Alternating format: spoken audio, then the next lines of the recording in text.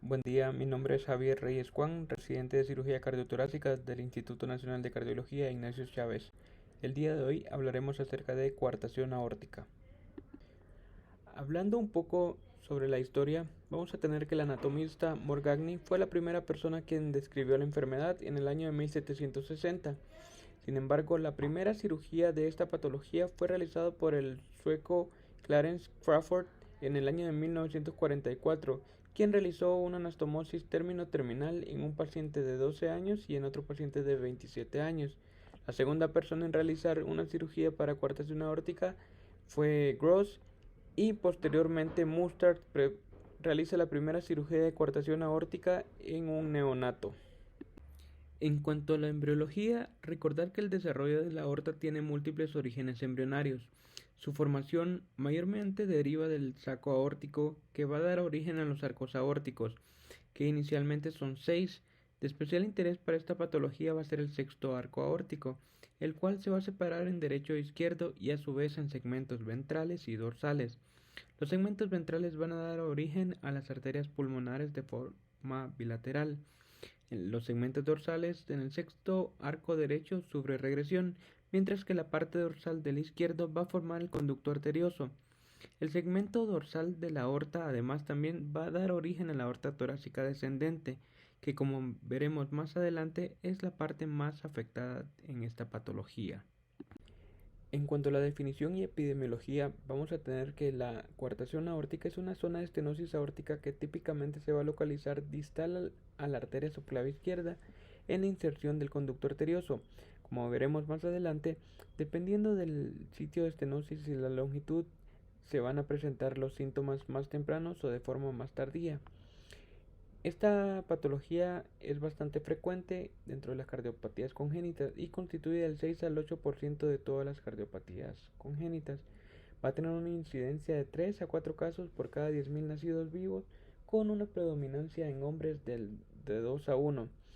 No se ha dilucidado por completo la etiología de la misma. Se cree que posee una carga genética bastante alta, ya que existe asociación con algunos síndromes como síndrome de Turner, síndrome de George y síndrome de Noonan.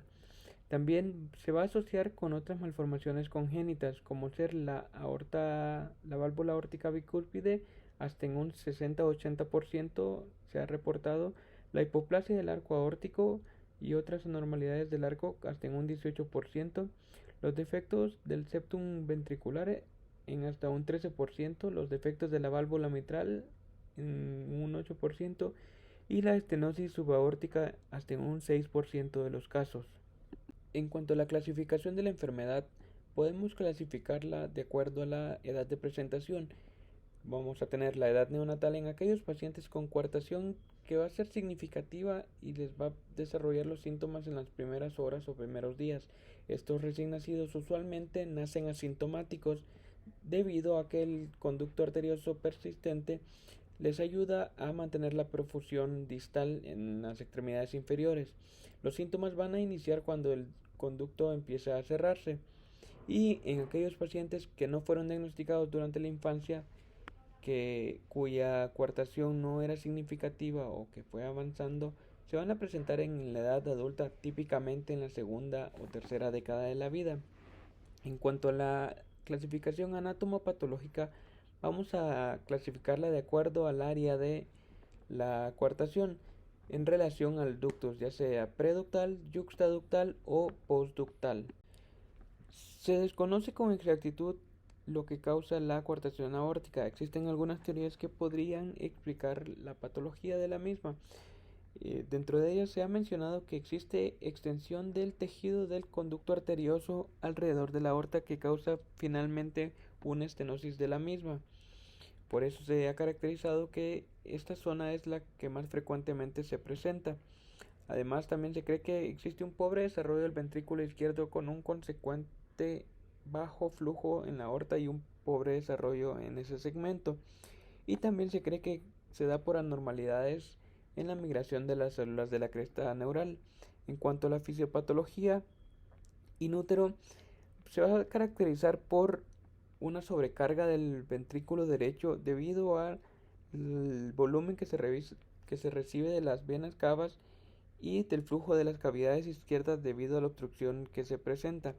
Este va a ser bien tolerado debido a la persistencia del conducto arterioso, y al final de la vida intrauterina pues se va a presentar con dilatación de las cavidades derechas y dilatación del tronco de la arteria pulmonar. Posterior al nacimiento, la estabilidad hemodinámica se consigue por el conducto arterioso permeable, esto a expensas de altas resistencias pulmonares y del cortocircuito que va a existir de derecha a izquierda. Esto va a garantizar una adecuada perfusión distal a través del mismo y adecuados pulsos distales. El cierre del conducto arterioso va a llevar a un aumento del flujo hacia los pulmones, con consecuente hipertensión pulmonar, y la obstrucción aórtica va a llevar a un aumento de presiones en las cavidades izquierdas, sobre todo en el ventrículo izquierdo. Va a haber un compromiso en el vaciamiento pulmonar con hipertensión venocapilar, edema alveolar e intersticial. Los pacientes finalmente se van a presentar con choque cardiogénico.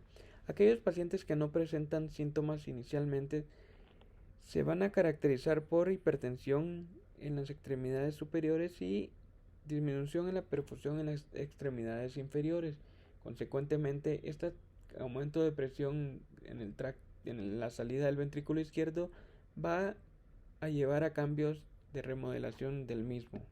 Aquellos pacientes que se presentan en etapa neonatal, en los cuales el conducto arterioso se ha cerrado, se van a presentar típicamente con un cuadro respiratorio y finalmente choque cardiogénico. A la evaluación física vamos a encontrar los pulsos que son claves para el diagnóstico, los cuales en las extremidades superiores se van a encontrar saltones y en las extremidades inferiores van a estar disminuidos o ausentes. A nivel del precordio existirá una hiperactividad predominante o exclusiva del ventrículo derecho debido a la sobrecarga que va a tener este último. A la auscultación vamos a tener un soplo eyectivo en el borde external izquierdo y que se va hacia la horquilla external. Los pacientes que llegan a edad adulta sin diagnóstico de coartación aórtica habitualmente son diagnosticados en el estudio para hipertensión arterial en pacientes jóvenes. Habitualmente se van a diagnosticar en la segunda década de la vida. Se pueden presentar con claudicación, con síntomas de insuficiencia cardíaca. Típicamente a la exploración física es común encontrar una desproporción entre el desarrollo de la parte superior con las extremidades inferiores. Además, se van a presentar con hipertensión arterial y diferencias en la presión arterial en las extremidades superiores y las extremidades inferiores. En cuanto a los estudios diagnósticos, en la radiografía, en los infantes vamos a encontrar cardiomegalia, dilatación de las cavidades derechas con dilatación del tronco de la arteria pulmonar.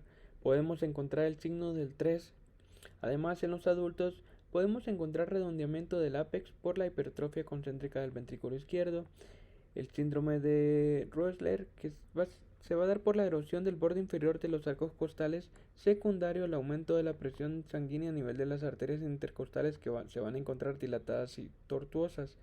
En la proyección lateral se puede encontrar compresión anterior del esófago por crecimiento del atrio izquierdo y compresión posterior del mismo por dilatación de la aorta, ya sea proximal o postestenótica. A nivel del electrocardiograma podemos encontrar hipertrofia del ventrículo izquierdo con presencia de ondas P acuminadas en D2 y B1. Vamos a tener una R alta única en precordiales derechas y una S profunda en B6. Además, se puede encontrar también sobrecarga sistólica del ventrículo izquierdo. El ecocardiograma transtorácico suele ser el estudio de abordaje inicial. En el eje largo supraesternal y el Doppler color se puede utilizar para identificar la localización de la coartación aórtica, hacer una estimación de la estenosis y además se pueden medir los gradientes pico en el sitio de la estenosis. También nos ayuda a evaluar la función de las cavidades cardíacas e identificar otras anomalías asociadas. Recordar que se considera una coartación significativa cuando el gradiente pico en la ecografía Doppler a través del sitio de coartación es mayor a 20 milímetros de mercurio, o si este es mayor a 10 milímetros de mercurio en aquellos pacientes que presentan disfunción ventricular izquierda.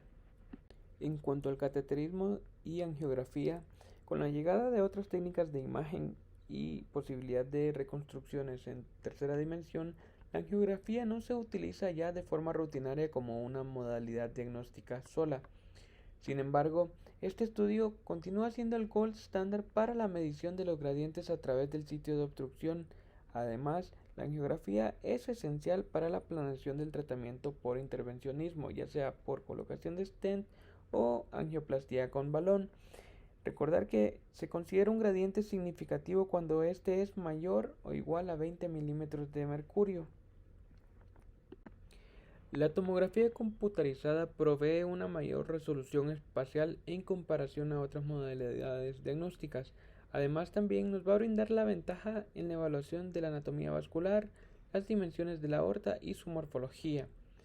Por otro lado, la resonancia magnética brinda una excelente visualización angiográfica de la aorta, con la ventaja de poder darnos medidas cuantitativas del volumen y función de los ventrículos, además de poder medir las velocidades y aceleración a través del sitio de coartación. En cuanto al tratamiento, aquellos pacientes que se presentan en la etapa neonatal clásicamente se van a presentar con síntomas ventilatorios y choque cardiogénico. Se les debe brindar el manejo médico inicial basado en medidas generales de soporte, una buena oxigenación, restricción hídrica, corrección de anemia y de otras alteraciones ácido-base, y el uso de medicamentos como ser diuréticos, inotrópicos, las prostaglandinas para garantizar la permeabilidad del conducto arterioso y un soporte ventilatorio. Usualmente estos pacientes van a requerir manejo de urgencia, ya sea un manejo quirúrgico o una angioplastía con balón. En cuanto a las recomendaciones de tratamiento en el paciente adulto, vamos a tener que se prefiere el tratamiento por intervencionismo mediante la colocación de stent debido a la baja morbilidad que este procedimiento posee cuando se compara con los procedimientos quirúrgicos. La angioplastía con balón va a presentar mayores tasas de recoartación en relación al manejo con stent o al manejo quirúrgico. Por lo tanto, la Asociación Americana del Corazón y el Colegio Americano de Cardiología van a recomendar el manejo quirúrgico o con stent en pacientes hipertensos con coartación o recoartación significativa, la cual se va a definir cuando existen diferencias de presiones arteriales de las extremidades superiores y las extremidades inferiores mayor a 20, cuando en el cateterismo existe velocidad pico de mayor a 20 milímetros de mercurio, o cuando en el eco existen también gradientes mayor a 20 milímetros de mercurio en el sitio de estenosis. Estos también pueden considerarse significativos cuando son mayores a 10 en el contexto de un paciente con disfunción del ventrículo izquierdo. Además, también recomienda el tratamiento médico dirigido a la hipertensión en aquellos pacientes con coartación aórtica, y se limita el tratamiento con angioplastia con balón en aquellos pacientes con coartación o recortación que no es posible la colocación de un stent y que el tratamiento quirúrgico no es posible. Mientras, por otro lado, la Sociedad Europea de Cardiología van a recomendar la intervención ya sea quirúrgica o mediante la colocación de stents en aquellos pacientes hipertensos que poseen diferenciales de presiones entre las extremidades superiores y las extremidades inferiores mayor a 20 milímetros de mercurio. También recomiendan la colocación de stents en aquellos pacientes hipertensos que van a tener una disminución del diámetro de la aorta mayor al 50%, incluso si presentan gradientes menores a 20%. También recomiendan la colocación de stents en pacientes que se encuentran normotensos pero que poseen gradientes mayores a 20, o aquellos pacientes que no tienen gradientes elevados y que su diámetro es mayor al 50%. En cuanto al manejo quirúrgico, existen diferentes técnicas quirúrgicas para el tratamiento de la coartación aórtica. Se puede utilizar la resección del segmento estenótico con una anastomosis término-terminal de la misma. Este procedimiento se va a recomendar en pacientes mayores de 1 año de edad. También se puede realizar la ortoplastía con parche, sin embargo, esta se va a asociar a aneurismas aórticos y rupturas, por lo cual se debe tratar de evitar cuando se cuenten con otras técnicas disponibles. También se puede realizar una interposición de injerto en aquellos pacientes cuyo segmento de estenosis es muy largo y se imposibilita realizar una anastomosis término-terminal posterior a la resección de la misma. También se puede utilizar un flap de la arteria subclavia en infantes con segmentos de coartación largo. Usualmente estos también se va a preferir en pacientes mayores de 1 año de edad. En cuanto al pronóstico, la historia natural de la coartación aórtica aislada es mejor que la coartación con lesiones asociadas. Los recién nacidos con insuficiencia cardíaca van a tener muy mal pronóstico y una mortalidad prácticamente total si no tienen una intervención en las primeras semanas de vida. Aproximadamente un 10% van a tener una insuficiencia cardíaca más leve y pueden sobrevivir sin intervención hasta la edad adulta. En la adolescencia y en la edad adulta es muy frecuente el desarrollo de miocardiopatía hipertensiva y el 90% de los pacientes no tratados van a fallecer antes de los 30 años. Como vemos, los pacientes con coartación aórtica poseen una menor expectativa de vida en relación a la población normal, y esto va a ser incluso después de ser sometidos al tratamiento, ya sea intervencionista o quirúrgico. Esta mortalidad se asocia a eventos cardiovasculares, falla cardíaca y rupturas de aneurismas. La hipertensión arterial es un factor de riesgo influyente en estos eventos. Hasta el 60% de los pacientes van a persistir con hipertensión arterial incluso después del tratamiento. Una parte de los pacientes al momento de la presentación ya van a tener cambios de remodelación en el ventrículo izquierdo debido a la sobrecarga de presión y volumen que la enfermedad ocasiona, llevándolos a falla ventricular tanto sistólica como diastólica. Incluso posterior a la reparación, los pacientes con coartación aórtica poseen mayor riesgo de presentar falla cardíaca izquierda. Además, se han reportado tasas de recoartación que van desde el 30 al 60%, y cerca del 14% de los pacientes desarrollan aneurismas en el sitio de reparación quirúrgica previa. También vamos a tener que los pacientes con coartación aórtica poseen un riesgo mayor de ictus isquémicos o hemorrágicos debido a la alta frecuencia de aneurismas cerebrales concomitantes. También se ha reportado el desarrollo temprano de enfermedad coronaria en estos pacientes. Por lo tanto, el protocolo de seguimiento debe tener en cuenta, en primer lugar, si el procedimiento al que fue sometido el paciente fue efectivo o no. Además, las revisiones deben incluir la toma de tensión arterial, ecocardiograma y radiografía de tórax, las cuales se deben de revisar al tercer, al sexto mes, también al año, y posteriormente dar un seguimiento cada 2 años.